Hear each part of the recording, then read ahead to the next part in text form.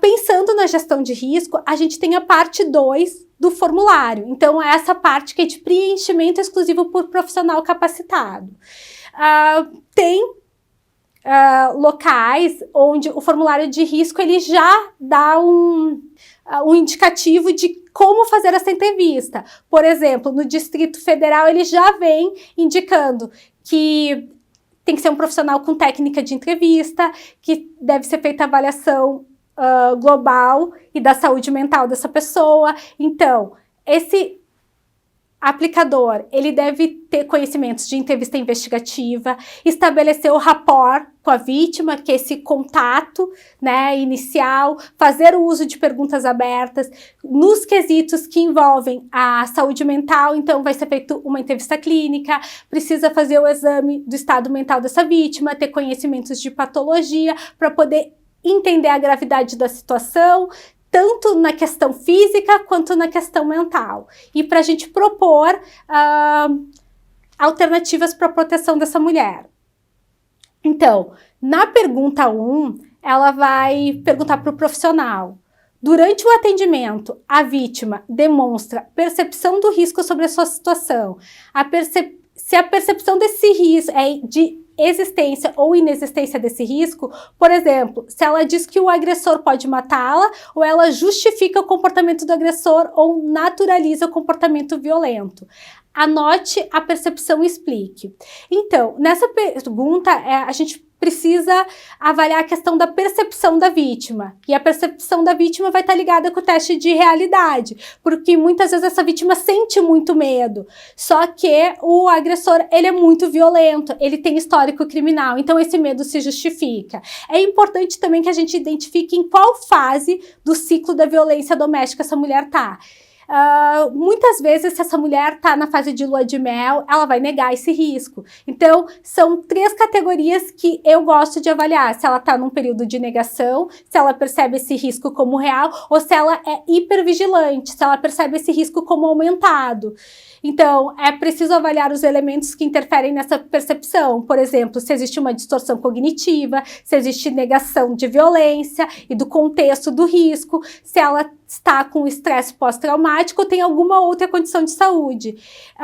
E é importante também explicar nesse quesito se existe uma diferença de percepção entre o avaliador e a vítima. Então, muitas vezes a vítima nega o risco, mas o avaliador entende que é um risco extremo. Então, ele vai explicar, a vítima não percebe, ela naturalizou essa violência e por quê?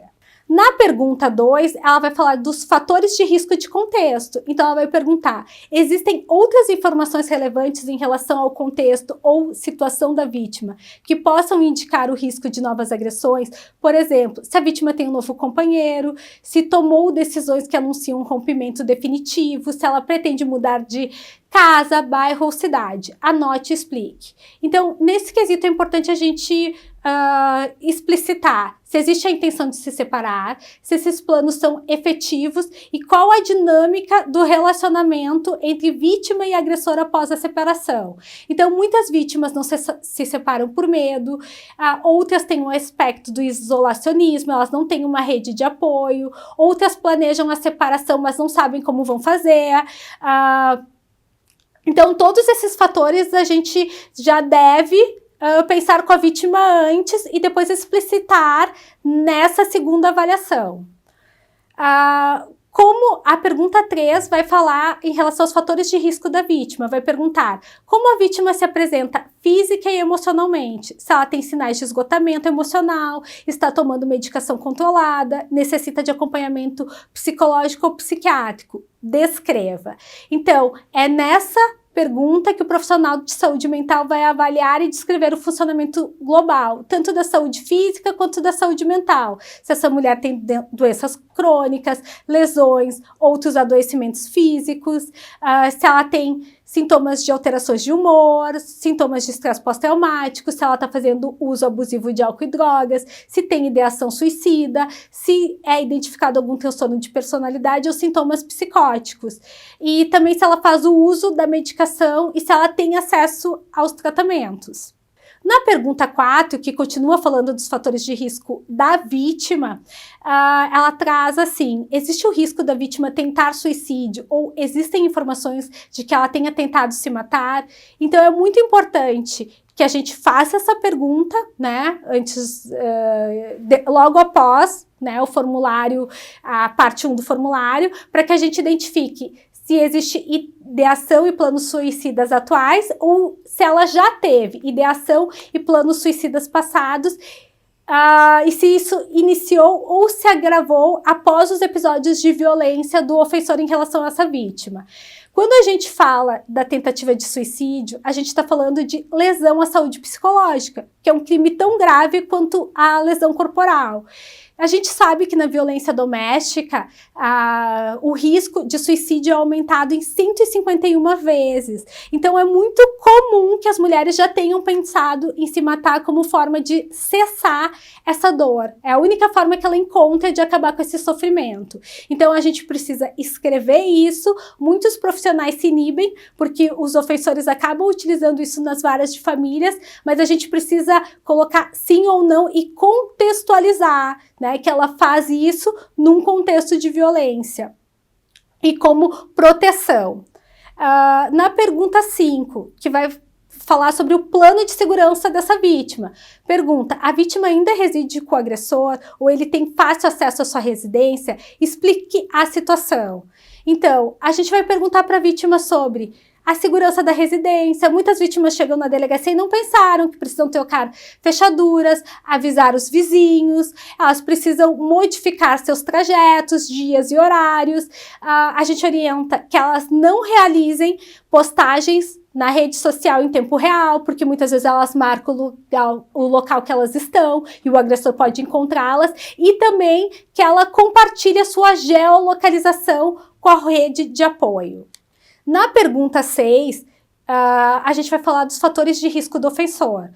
Vai dizer assim: descreva de forma sucinta outras circunstâncias que chamaram sua atenção que poderão representar risco de novas agressões a serem observadas no fluxo de atendimento. Então, neste momento, a gente traz tudo que a gente já pesquisou do agressor. Então, a gente vai trazer fatores de saúde mental, então, se ele tem ideação suicida, se ele faz uso abusivo de álcool e drogas, se ele tem traços de transtorno mental ou de transtorno de personalidade, e se ele tem baixo controle de impulsos ou baixa tolerância à frustração.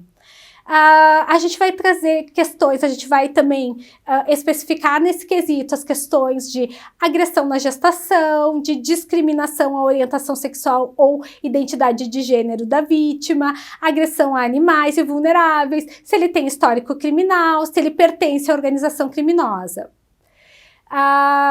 Também é necessário que a gente coloque se essa diferença de idade é um fator de risco no nosso entendimento e se esse relacionamento com essa mulher é não público, porque muitos homens agridem, né, a mulher com que se relacionam para esconder, né, às vezes eles têm amantes, essa mulher que eles se relacionam é uma amante, eles precisam esconder esse relacionamento de outras pessoas. Neste quesito também é importante a gente colocar o risco de persistência do comportamento ou o risco de reincidência. Quais são os fatores de risco que a gente tem que observar na fala dessa mulher para colocar? Eu sempre coloco assim: segundo a vítima apresentou, porque a gente não está fazendo uma avaliação direta no ofensor, a gente está fazendo uma avaliação indireta, mas é importante que a gente coloque. Então, se houve falta de empatia com o ofensor em relação à vítima, se ele tem essa percepção de legitimidade, se essa mulher merece apanhar, se ela apanha porque ela é desobediente, se ele não tem planos para o futuro e também quando ele não adere aos tratamentos. Então, todos esses fatores referem-se ao risco de persistência e reincidência. Então, a gente tem que estar muito atento. Na pergunta número 7, quais são os encaminhamentos sugeridos para a vítima? Então, aqui a gente vai colocar o plano de ação. A partir do plano de ação, né, a gente pode gerir esse risco. Durante toda a avaliação de risco, durante todo o formulário, a gente foi tendo estratégias alternativas para esse gerenciamento do risco. No plano de ação é quando a gente vai escrever sobre isso. Então, o plano de segurança, na Polícia Civil, informações sobre o risco imediato, né? Se ela tem um local seguro para ficar, o risco, se ela tiver em risco iminente, ela deve ligar para o 190 e avisar essa vítima que quando ela receber a visita da Patrulha Maria da Penha, ela vai receber demais orientações sobre o plano de segurança. No plano jurídico dessa mulher, então, a primeira alternativa é se ela quer uma medida protetiva de urgência, né? E vai ser encaminhado diretamente para a vara da violência doméstica. E também tem questões da vara civil, como a separação, regulamentação de guarda, pensão alimentícia, e essa mulher pode ser encaminhada nesse momento para a Defensoria Pública e também para os SAJUs das universidades. No plano terapêutico, vai se avaliar a saúde mental dessa mulher, então se ela tem sintomas e sinais, se tem alguma doença em curso, e fazer o encaminhamento para psicoterapia. É muito importante também que a gente coloque, quando a gente identifica um risco gravíssimo, um risco extremo, a busca ativa, ou pela estratégia de saúde da família, ou pelo agente de saúde, que é importante que alguém continue avaliando este risco.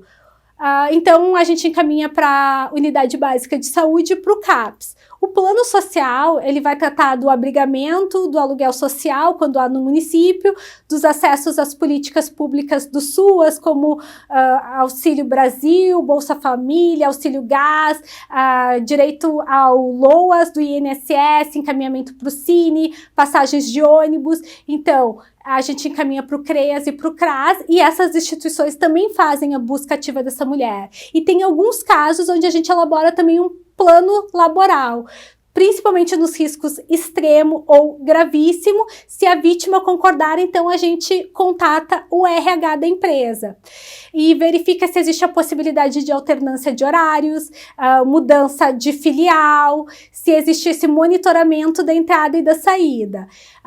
As mulheres são resistentes a isso, mas no risco extremo, a gente já descobriu casos onde o ofensor esperava a mulher do lado de fora da empresa que ela trabalhava. Então, o segurança acabou percebendo que havia um carro todo dia no mesmo local. Quando o RH foi contatado, foi verificar e era o carro do ofensor. Então, é muito importante que a gente elabore um plano com todas as instituições que possam auxiliar e encaminhar fazer esse encaminhamento de forma formalizada. Então, sempre colocar de que instituição tu fala, teu carimbo e um telefone de contato para que o profissional que receba possa te contatar e saber mais sobre o caso. Então, a pergunta 8, a vítima concordou com os encaminhamentos? Sim, não e por quê? A gente anota sim, né? Então, a gente fez o plano de segurança e, ao final, a gente vai classificar esse risco. Não é uma classificação subjetiva, a gente sabe que o maior número de alternativas assinaladas implica num risco maior e o menor número de alternativas assinaladas num risco moderado. Então, é muito importante que a gente saiba, na hora, ao final, a gente classifica o risco. Risco extremo é quando existe o risco iminente de uma violência grave ou potencialmente letal. A avaliação desse risco deve ser feita entre 3 e 7 dias, a reavaliação, porque todos esses fatores de risco, eles são dinâmicos. Quando o risco é grave, então é uma situação de violência séria, mas não tem risco iminente de feminicídio. A gente faz essa avaliação, essa reavaliação em 30 dias. No risco moderado, então a situação não tem uma situação séria e também não tem indicadores iminentes de risco. Então essa reavaliação pode ser feita em 60 dias. Algumas instituições utilizam critérios, por exemplo, de 0 a 7 questões assinaladas, elas colocam como risco moderado, de 8 a 11, risco grave, mais de 11, risco extremo.